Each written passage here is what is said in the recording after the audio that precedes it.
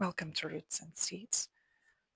I do readings whenever I feel called to, and this is one of these moments. Thank you for being here. Let's begin. So, what needs to be addressed today? What needs to be addressed today?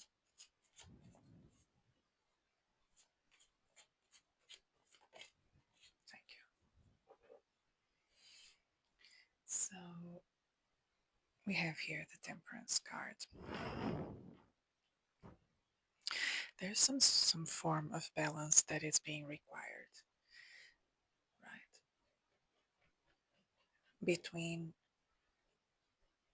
fun and what brings us more fun, but not such a healthy. That's not so healthy, and what is perhaps a little bit more boring, but healthier in the long term.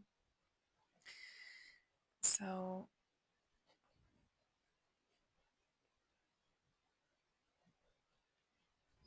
let's see what we have at the bottom. The Two of Swords. Interesting because both cards talk about duality. The Two of Swords, it's a duality. There's some kind of choice that we need to do, or it's not a choice. It's a decision. A decision between probably about our lifestyle. Maybe there is some kind of problem going on and we are refusing to see it, to acknowledge it. And we are being called to make a decision in our life that will bring us balance in order to achieve some kind of balance. And it's hard work. I'm not going to lie. It's not something that I don't think it's something that will change from day to night. It will require some consistency, consist, consist, consistency, um,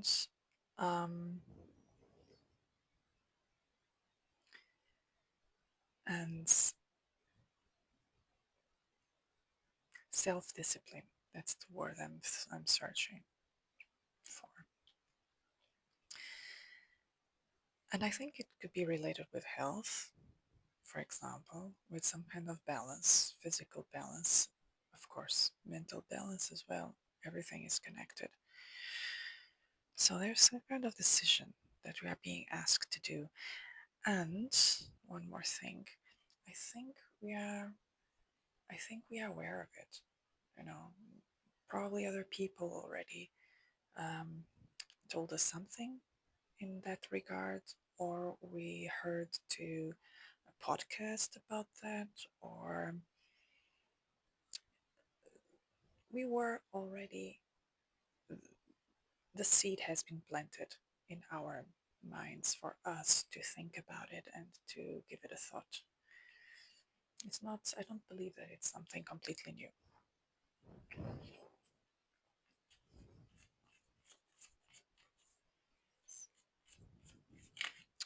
So, what is the reason of all this? Why is this being brought up now? What's the reason for this to be brought up now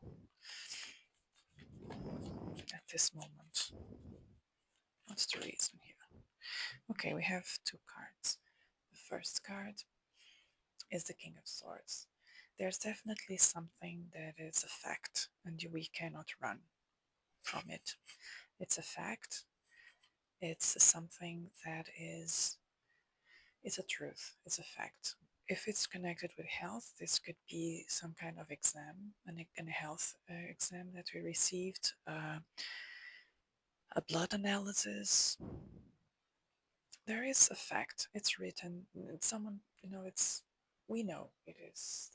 There's a fact, and we cannot run away from it. I cannot put it in a different way, in a better way. It's a must-have. It's a must-have.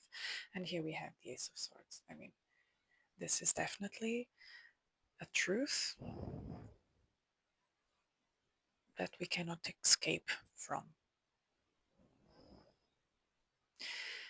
We received pure clarity about a fact, and there is here the need to change, to find some balance.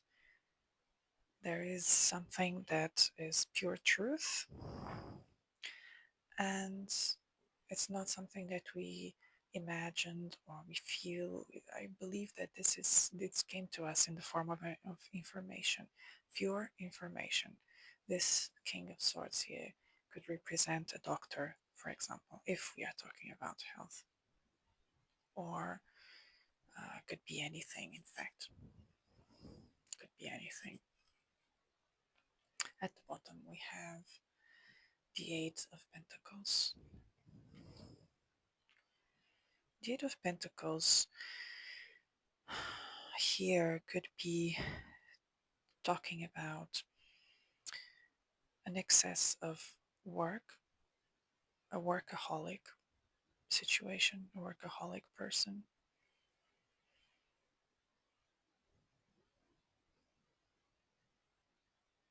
Again, she's cooking something here. So there's some kind of truth that you are receiving now, related probably with your diet, your lifestyle, your diet, where you are being asked to bring some balance in your life. But it's a decision that you have to take. You have to make this decision, and it seems like you somehow something in you is avoiding to make that decision. But as I was saying here with the crow, you have been warned already, and here we have the proof. What is the advice, please? What is the advice? Oops. We have the Seven of Pentacles.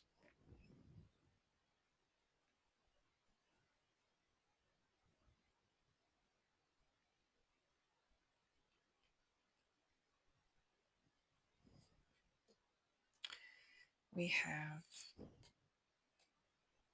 the Tower.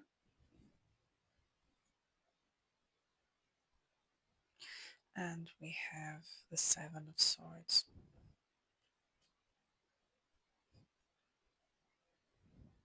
When I look at this, the three cards as advice, I feel that you don't, although you don't want to be bothered with this decision, it seems, and you want to continue your life, you want to continue to drink uh, the way you do, or to eat the way you do. Basically, you want to continue, if this is not related with food or with your diet, you want to continue to do the things in the way you're being doing until now, doing them until now. And but sooner or later, this tower will fall, meaning that you should. I don't know if I can put this here. Let me see, because I think the message, it will be better understood if they are side by side. So, I mean, this tower will fall anyway. What that means? It means that the truth will come. You will have to face the truth sooner or later. Something will have to change. You're being asked to change your lifestyle somehow. But it seems like you're not so bothered with this right now. You want to continue to do the things the way you've been doing them. But with the Seven of Swords here, it's like these two figures are giving their backs to the tower. And you know what? We cannot avoid a tower moment. If the things have to fall apart because they no longer serve us, then they will, sooner or later. And it seems like here with the Seven of Swords, someone wants to avoid, wants to run away, wants to escape this tower moment, um, without being noticed. No? It's as if someone says, "Oh, if no one will see, no, no one will see, nothing will happen. I received this result, but everything will be fine. It's just, it's just a momentaneous thing." So this is someone that is self-sabotaging. So you can't do that with a tower moment. A tower moment could be a moment of truth where you really are faced with the consequences of something. For example, if you don't change your lifestyle, whatever consequences, there will be consequences, and usually with the tower, those consequences come fast, without notice, and they create some kind of at least momentaneous chaos. But it seems like the advice here is to not turn your back to what might happen, to what might come out of this. You're being asked to change something, to bring balance into your life. Could be more sleep, more rest, um, to not indulge only in things that you know that are not good for you in the long term. To balance always, um, to balance your diet, your screen time, um, whatever that is, your working load. Here with the Eight of Pentacles, your working load.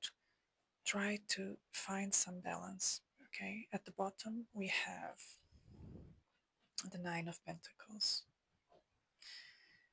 So the advice here is to take care of yourself. The Nine of Pentacles talks about a person that achieved independence by herself with a lot of hard work, because it comes from this.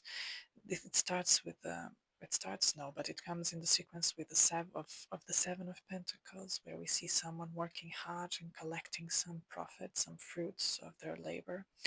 Then we see the Eight of Pentacles, someone that invested already into something tangible, and they are having the first results, and they are being advised to push forward. And then the Nine of Pentacles, we have finally someone that achieved the independence, um, and enjoys life. He starts to enjoy life and to take care of herself in this case. And we see food, we see drinks, we see also resting, and someone that is reading and resting and taking time for herself while enjoying the fruits of her labor. So this is what you're being advised to do, to take care of yourself. So I think to finish, this oracle deck is perfect. Let me see. The sacred self-care rituals. I think it's a perfect deck for this. Okay, we will use this oracle deck. So what's the final advice here? What's the final advice?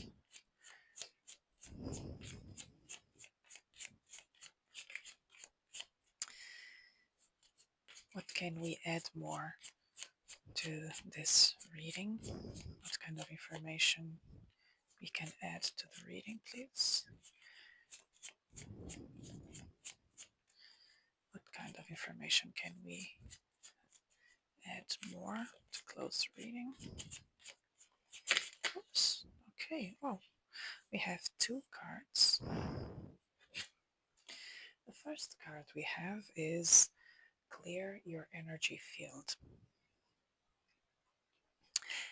In a way, in a very practical way, you can clear your energy field by releasing yourself from, um, for example, thinking constantly about the same things, being worried constantly about the same things. Try to um,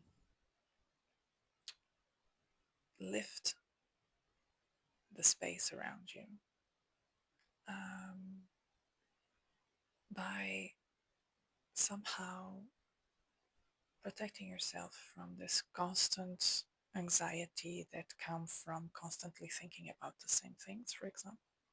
It's a way to clear your energy field.